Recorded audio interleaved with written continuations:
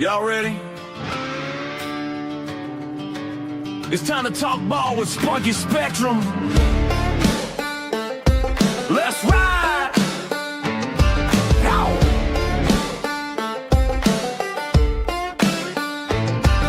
Woke up in the morning, coffee in my hand, another season about to start. I'm the fantasy man, scouting sleepers, crunching numbers late at night, building rosters that gon' shine under them lights. From rookie watch to big revenge, I see it all, stacking points while the league's watching me ball.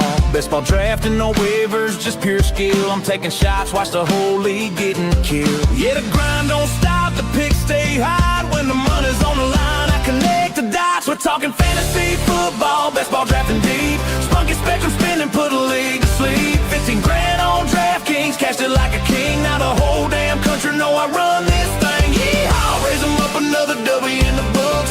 Fantasy king, got the trophies and the looks. From the podcast mic to the big check in my hand, this is Spunky Spectrum boys, the fantasy man.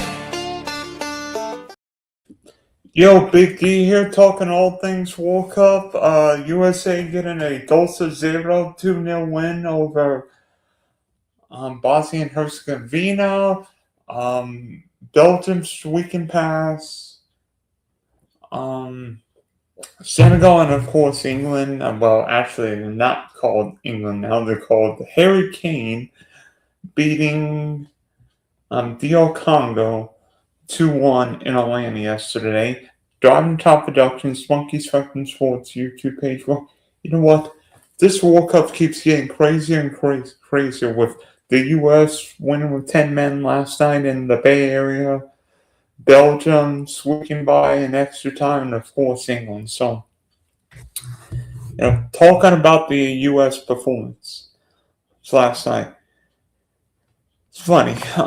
Usually when a team goes down to 10 men, it's like panic, because when Folarin Balogun was red carded out, I think most American soccer football fans would have been thinking back to the 2024 World Cup where Timothy Weah was sent off, and we ended up losing that game to Panama, and then in Costa, the U.S. became the first and only Copa host to lose in the groups, to be eliminated in the group stage. But frankly, the U.S., whether that game was 11v11, 11v10, played better football, more attack-minded football, and frankly, Bosnia did not create enough opportunities. And the U.S. showed the heart, the will, sacrifice, and the grit needed to win. Because every team's going to have one of those games where, they go to extra time, when they're down to 10 men, they have to suffer, scratch, claw, fight. Well, the U.S. fought with relentless energy, but relentless passion, and I think that crowd in Santa Clara last night made a difference. I think most of us knew that the U.S. Bosnia game would be very physical, because Bosnia knew the only chance to win was to be physical, really intimidate Pulisic, McKennie, Folarin Balogun, and make it a scrappy street fight where there'd be a lot of set plays, and Bosnia would get one and maybe just hunker, because most of us knew Bosnia would play that low block. Well, other than one or two moments early, the U.S. largely controlled the game, and in many ways, even though Flo was offside on what could have been, or what looked like a goal, he was clearly off, but the U.S. just kept coming and knew, and I think most of us knew it was only a matter of time to score, and of course it was Flo doing his LeBron celebration, and it was a brilliant goal. I mean, one maybe even better than the goal he scored against Paraguay from a similar angle. But I think the U.S. in general created more opportunities. Whether it was 11v11, 11v10, I thought McKinney was great. I think Serginho Dest, who actually could have played for Holland, played really well. But I think Malik Tillman was my man in the match last night, not just for what he did in the midfield, not just the pass to flow, but really controlling the areas box to box. And I'll talk about the set piece later. Pulisic, he could have. I think he was a little quiet, but Pulisic really came on the last 15 minutes of the game, 15, 20 minutes when we went down a man and really got forward, became a false number 9. And I think that gave Pulisic space because Bosnia were trying for an equalizer, and Pulisic was able to get by to create havoc. I mean, it clearly looked like Bosnia was targeting him. But there were a couple of plays that very easily could have been called, and I'll talk more about what happened in the game. But then in the second half, Bosnia probably complained that this was a foul, but free kick, not quite in the box, but very close to the box. Actually, a tricky angle to get the ball over the wall, dip it, and then beat the keeper. And Malik Tillman, and I remember hearing the broadcast, Stu Holden talking about Malik Tillman could do it. Well, then he beats the keeper, gets the ball over the wall by the goalie. U.S. goes up 2-0. And in this country, anytime the U.S. wins 2-0, we call it 2-0. Every time the U.S. played Mexico, we beat them 2-0 in our country. It's like 2-0. That's why I put it USA 2-0. So went up, and then US ended up winning the match 2-0. And now we have a play in the round of 16 against Belgium. The US gets its first knockout win since the round 16, 2002 round 16 against Mexico. The U.S. gets its first European win since being Bosnia and Herzegovina in 2021. And I can't confirm this, I think last night was the first time the U.S. beat a European foe at the World Cup since Portugal in the 2002 World Cup, in our 2002 World Cup opener. And that was pre-Cristiano Ronaldo. That's how long he's played. But frankly, for the most part until the last few days, I thought the refereeing was excellent. I thought the refs did a great job handling most of the games.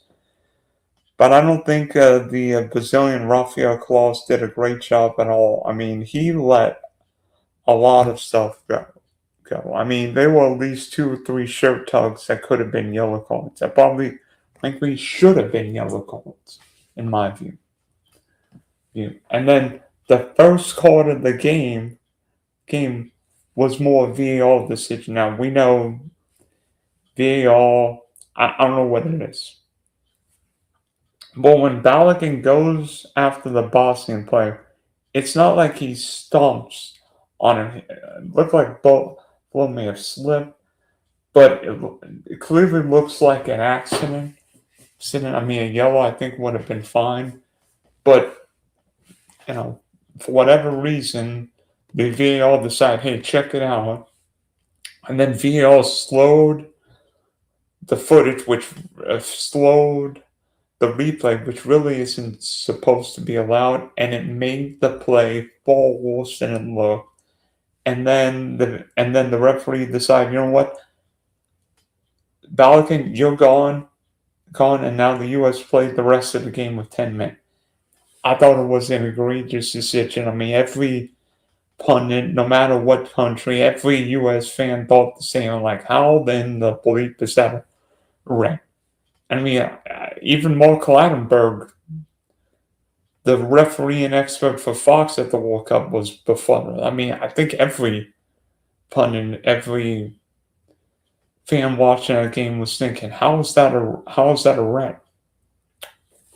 But I think what happens is that the VAR thinks that Balogun committed a serious endangered the safety of the opponent, excessive force, and thus a red card was issued. Most of us, including yours truly, believe that that it was actually more,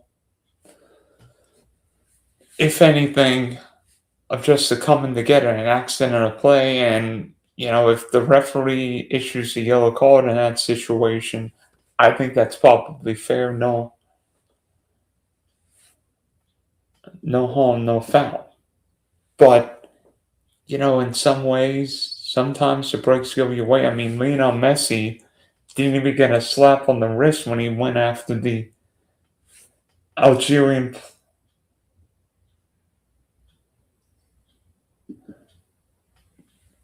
player in the first game, and yet Messi gets away with a similar, if not probably a worse tackle, and yet Balogun gets a red card. But I think the U.S. was able to handle that moment. I think the hydration break coming when it did in the second half helped because Mauricio Pochettino kept the guys focused. And frankly, the U.S. faced the perfect opponent. If we faced Spain, if we faced France being down to 10 men, we would have been blown off the pitch. By the way, I think last night was the first time in the U.S. that a player, an American, was sent off. And in that game against Italy, I think 2 men were sent off in 2006. Yeah, a few red cards in that tournament. I think we ended that game with 9 men. Italy finished that game with 10. So crazy how tournaments change. But unlike a lot of teams that go down to 10 men, the U.S. didn't make early substitutions. We played more defensive, but Bosnia and Herzegovina didn't break us down enough.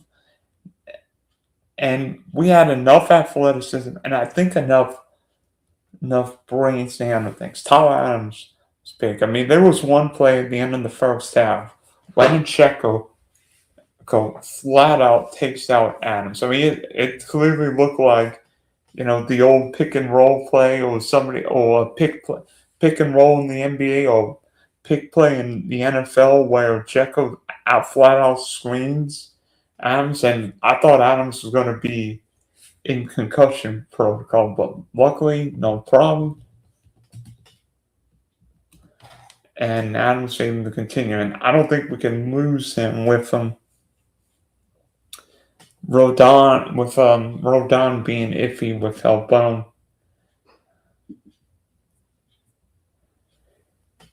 In many ways, I think what this showed is that no matter what happens, Team 11 finished from 10, teams still have the ability to win. And I think the U.S. showed hard. I mean, we see Premier League teams or the Liga teams down to 10 men.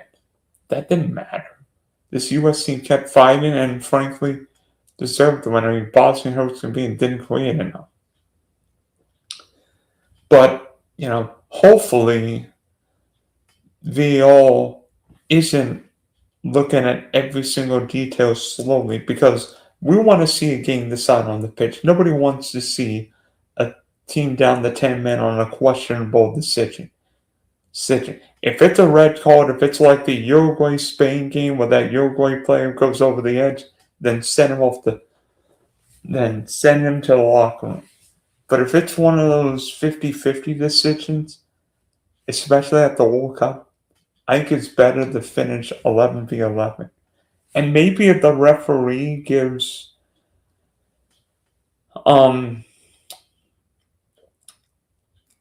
yellow cards for those shirt tugs, those fouls earlier, maybe that play doesn't seem as egregious because he's like, that's probably a yellow card. That's probably a yellow card.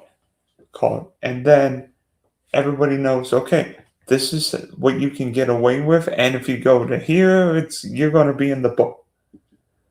But I don't know, it's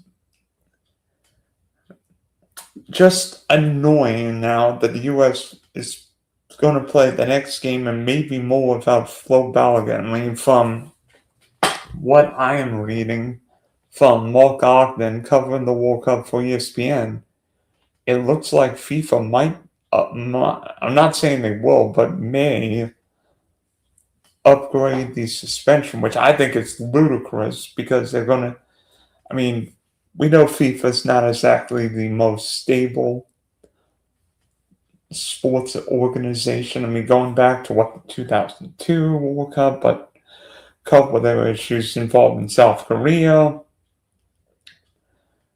And then there've been questionable VAR decision, but that's a story for another day. For the next game against Belgium, first off, I'll explain more about Belgium a little bit. I think Ricardo Pepi's going to start, and he scored a lot of goals in the Dutch league this year. Really good goal score, and this is his chance to shine. Pepe played the second, the third game, and I think in this game, knowing Flo's suspended, Pepe can start and show what he can do. I mean, Flo's been excellent, scoring 3 goals, but Pepe, being the number 9 with what he can do, open up areas for Pulisic, open up areas for McKinney and everyone else. I think Tyler Adams is one guy we can't play without. So, and Mauricio Pochettino, I love the team chemistry with this team. They're all singing John Denver, take me home West Virginia, home country roads. I love that this team's bonding. I love this team. And even after the game, praying. This is a team. Some of these teams don't have the chemistry. Now, I think France may have the chemistry and the talent. But this team has got more chemistry than any U.S. team I've seen in a long time. Because if the 2022 U.S. team would have faced Bosnia and Herzegovina with 10 men, we would have been in trouble. I mean, we couldn't win in 24 against Panama. So, we got away with one. And now can we play Belgium? And by the way, everyone wants to talk about Belgium's golden generation. I think this be former. This is not Belgium's golden generation. I mean, Belgium hasn't won, a Euro World Cup. And frankly, I almost feel sorry for Kevin De Bruyne. I mean, yeah, Belgium's in the last 16 of the World Cup, but they barely beat Senegal, and they needed a late comeback. I mean, Senegal really controlled large sections of the match, up 2-0 at the 85th minute. I mean, Kevin De Bruyne didn't look good. Jeremy Doku didn't look good. Both guys were subbed off before the hour mark. And then, Romelu Lukaku, as he's done so many times for the Red Devils, scores a big goal. And then Tielemans, the Belgian captain, even the score. So 30 minutes of extra time. And guess what? Another VAR decision. This one involving a potential penalty. First 2 replays didn't look like a penalty. Then there was a slow replay that showed, is that a potential penalty? And obviously VAR said to the referee, go look at it. The referee gives Belgium a penalty. To me, that never looked like a penalty because for whatever reason, VAR slowed down the replays in the Belgium game and the US game. I mean, I don't know, but that didn't look like a penalty. But it didn't matter. Tielemans ended up bearing the penalty after seemingly an hour and a half check. Go up 3-2, and of course Belgium won the match 3-2. I thought Senegal played a great 84, 85 minutes, but we know in soccer or football, a 2-0 lead's a dangerous lead. Because if the trailing team comes back, has a deficit, now there's tension. Now the nerves become a bigger part of the game. The pressure becomes intensified. And the other team knows, hey, we've already got one. Let's push for a second, because guess what's the most dangerous time in a match? When you give up another one. And Belgium came back and showed the class that they have. Now, I know what everybody's thinking. What are my thoughts about playing Belgium in round 16? Well, each team's got a negative. Belgium went extra time in Seattle, but the U.S. will be going there without Folarin Balogun. So, I'll say this: Seattle was an incredible host for the U.S. second game against Australia. Hello, lived in, and I think it'll be an even better host on Monday night, because we know Seattle's a football crazy town, whether it be the Seahawks or the U.S. And if there were ever a 12th man, it'd be in Seattle. Oh, you all from Turkey, mate. Oh boy, I wish you all. I be honest with you, I wish you had made the round of 32, because I think you all have more talent. I think your team's got more talent than a few sides playing today. I'd rather have you than Bosnia and Herzegovina, Austria, Algeria.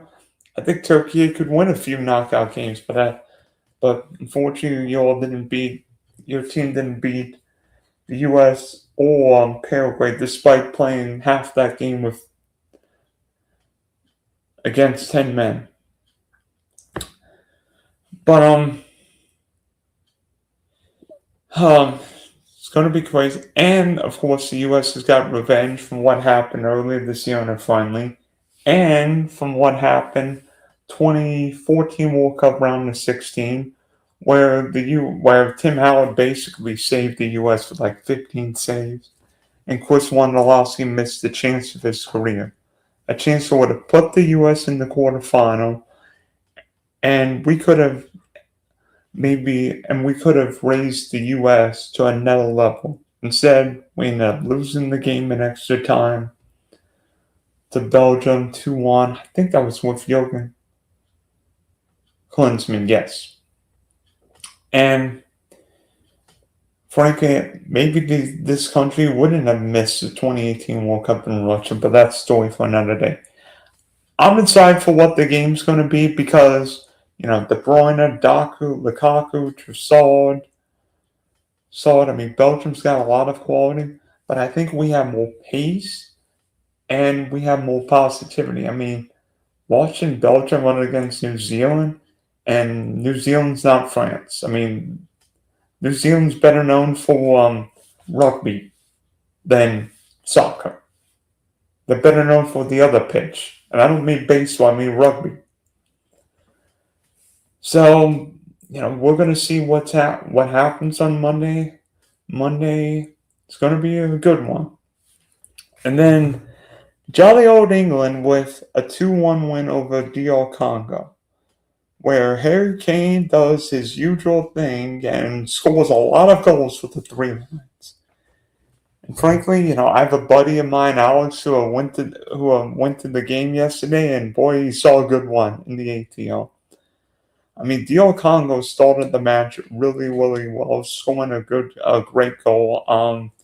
I have no idea what Spence was doing there. He fell asleep. I mean, the England back line was all over the place. I mean, Pickford could have done more to save. I mean, people wonder if he's really the best goalkeeper in England, but I think his personality probably wins out over a few. But, Thomas Tuchel, if England would have lost that game, would have faced some major scrutiny over who he picked and who he didn't pick. And, you are from Indonesia. Boy, that's interesting. What's Indonesia's FIFA World Rankings?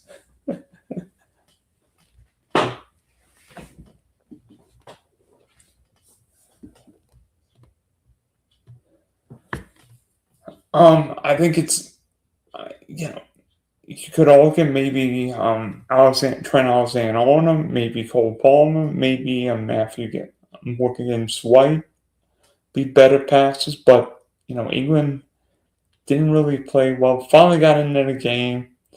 I think Jude Bellingham picked up a card early, but there was a moment late in the first half where England could have gotten a penalty. I mean, it was one of those that could have gone either way. VL didn't look at it. Little surprise, or made the referee look at it.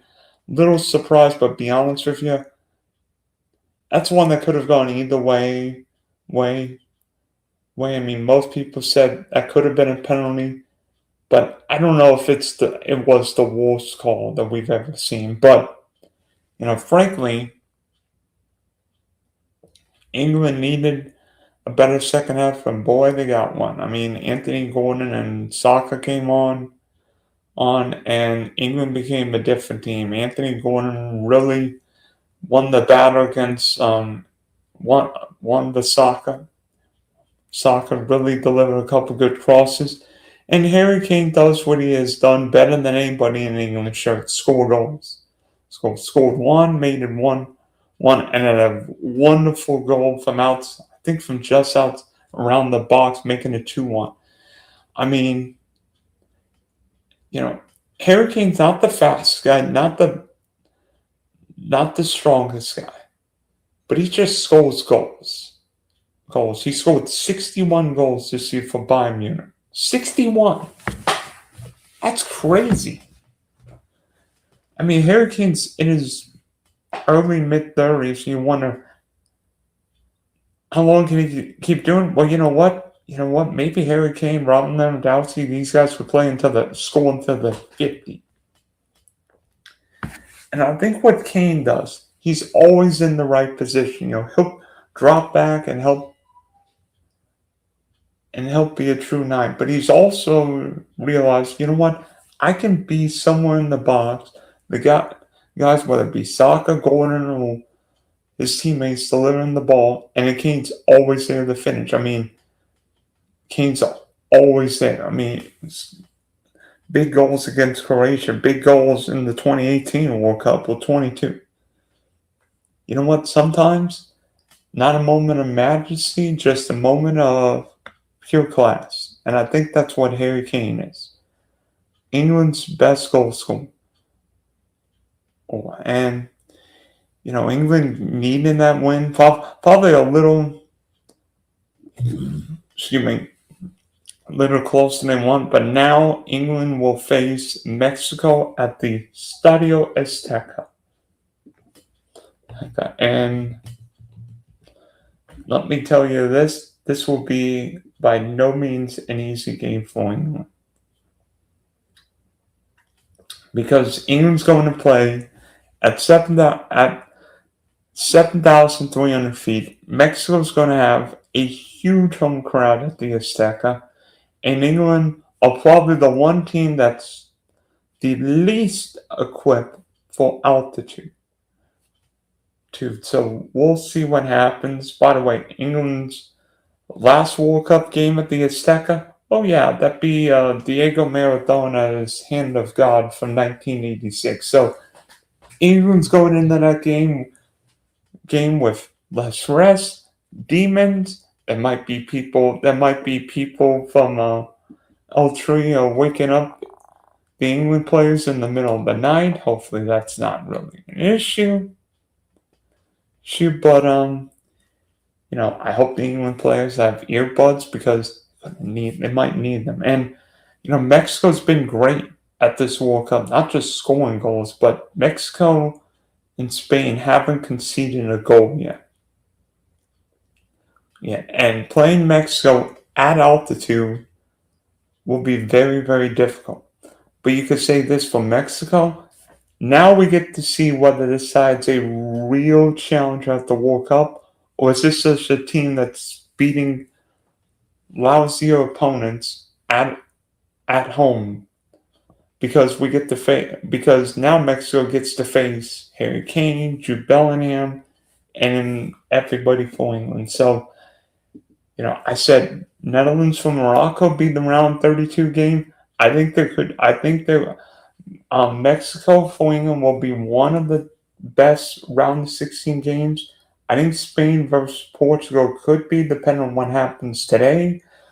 Spain, Austria at 3, Portugal, Croatia at 7, Algeria versus Switzerland at 11 tonight. So, by the way,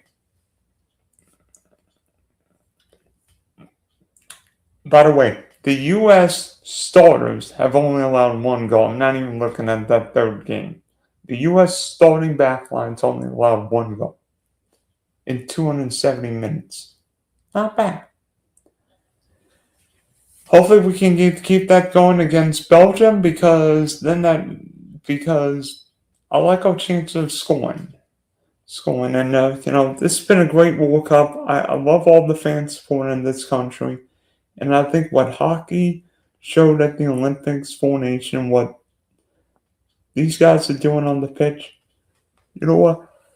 This country loves sports. I mean, they're 200. Wait a minute. The country, our country's going to be 250 years old in a couple of days. And by golly, when you look back, 250 years from now, hopefully they're all people.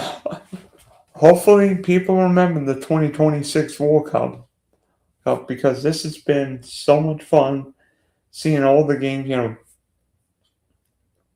Seeing how England will fare at Azteca is going to be one for itself, and then of course the U.S. playing our next game in Seattle on Monday night. But you know what? As Toby Keith would say, courtesy of the red, white, and blue. All brought to you courtesy of the red, white, and blue. Thank you. So this is the Big D signing off for Dylan's History Sports Dose of Zero. The U.S. recap. U.S. beating Bosnia and Herzegovina 2-0. Belgium, England, and more. So Big D signing off for now.